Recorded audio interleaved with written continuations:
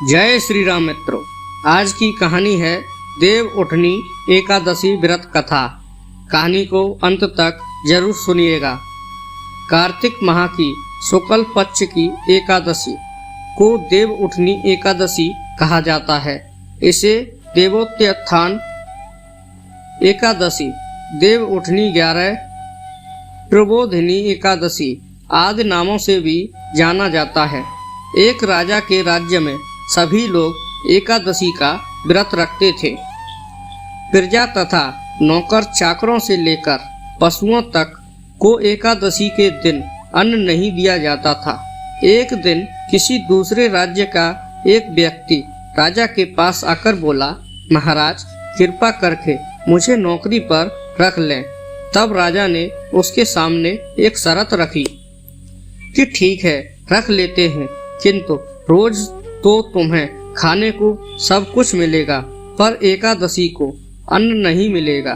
उस व्यक्ति ने उस समय हाँ कर ली, पर एकादशी के दिन जब उसे फलाहार का सामान दिया गया तो वह राजा के सामने जाकर गिड़गिड़ाने लगा, महाराज इससे मेरा पेट नहीं भरेगा, मैं भूखा ही मर जाऊंगा, मुझे अन्न दे दो। राजा ने उसे शर्त की बात याद दिलाई, पर वह अन्न छोड़ने को राजी नहीं हुआ। तब राजा ने उसे आटा, दाल, चावल आदि दिए। वह नित्य की तरह नदी पर पहुंचा और स्नान कर भोजन पकाने लगा। जब भोजन बन गया तो वह भगवान को बुलाने लगा, आओ भगवान भोजन तैयार है। 15 दिन बाद अगली एकादशी को वह राजा से कहने लगा कि महाराज मुझे दुगना सामान दीजिए। उस दिन तो मैं भूखा ही रह गया।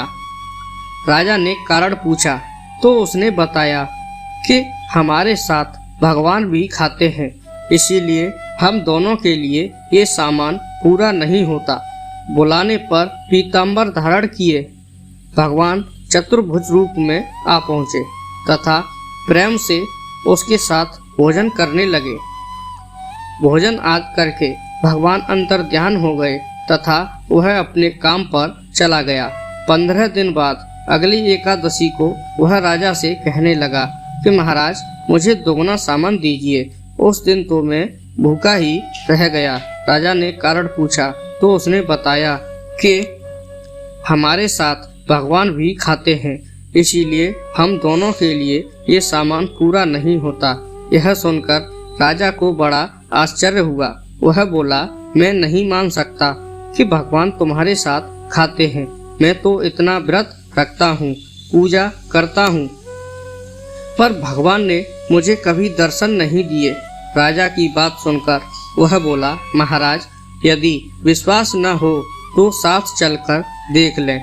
राजा एक पेड़ के पीछे छिपकर बैठ गया।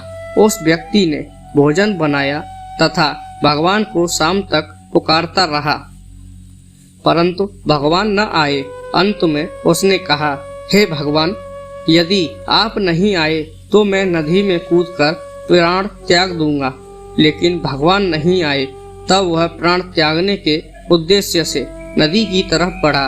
प्राण त्यागने का उसका दृढ़ इरादा जान शीघ्र ही भगवान ने प्रकट होकर उसे रोक लिया और साथ बैठकर भोजन करने लगे।